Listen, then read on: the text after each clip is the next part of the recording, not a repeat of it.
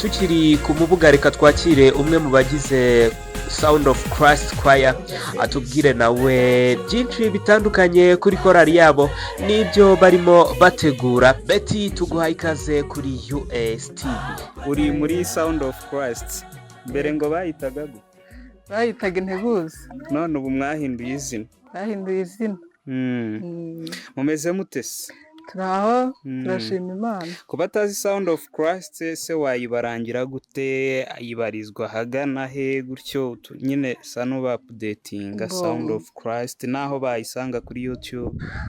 Wenda ku batazi Sound of Christ ndumva wenda ataba ari benshi, kuko dufite channel yacu yitwa Sound of Christ Choir Mubuga Seed Church.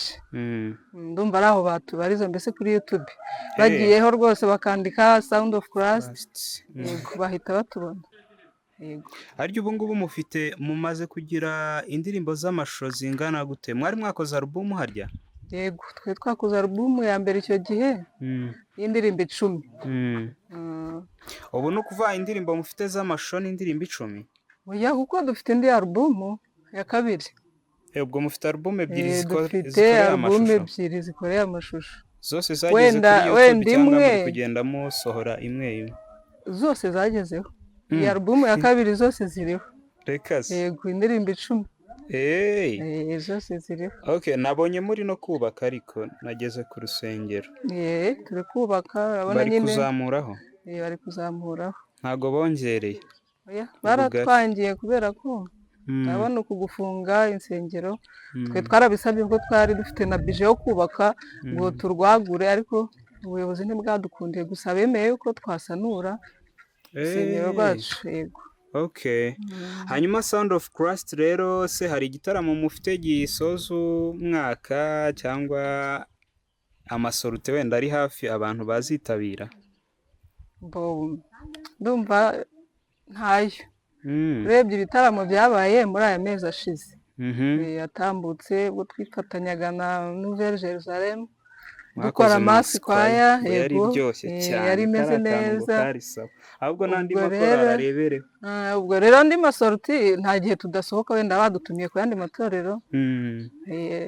Nk'ubu ku isabato yashize bari turi Nyabinyenga. Nyabinyenga ubwo ni? Nyabinyenga wenda ni muri iyi ntara yacu. Ya Murangara. Murangara niho twari turi. Muragenda ko. Ariko mbere ahangaha ndumva nta bitaramo dufite. Sibyo ko wenda mu minsi mikuru ntago bitaramo bibura. Yego. Ntago bishobora kubura, dushobora no kufata nk'itorero rya Mubuga se ugasanga dukoze ibitaramo.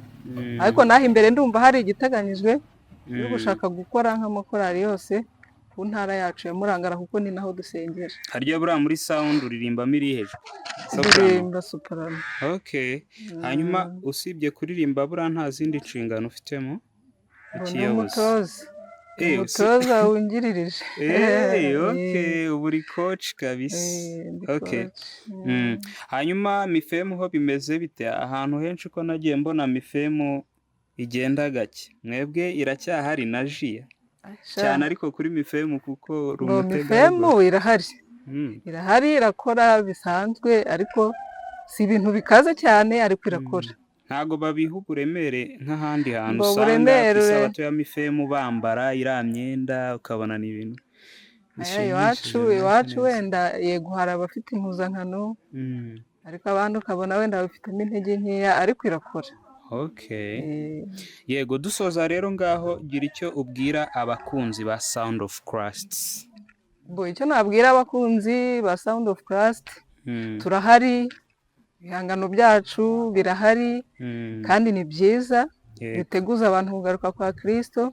Kandi hari n'ikindi turimo duteganya, hari n'indi album ya 3 turimo dutegura, iri vuba, iri hafi gusohoka, nubwo tutaramenya umunsi, ariko iri hafi. Nabyo turi hafi kongera mu ntangiriro z'umwaka hagati aho. Turi hafi kubagezaho rwose ibindi bihangano bindi byiza bizatuma babona yuko Sound of Christ iticaye, ahubwo irimo ikora. Yego. niba wenda bitakugoye se ubu mumaze kugira abantu bangana gute Sound of Christ nabonye ahubwo se mufite junior cyangwa nabo mwongeyemo wenda bashya kuko nabonye mwarabaye benshi cyane oya yego junior irahari ariko yo ntabwo iragira yego turi benshi bwo ntabwo turi bakeya ntabwo wamenya umubare ni benshi badukurikirana usibye ko ntibuka umubare ungana iki ariko barahari ngaho rero turi kumwe mukomeze kugira ibihe byiza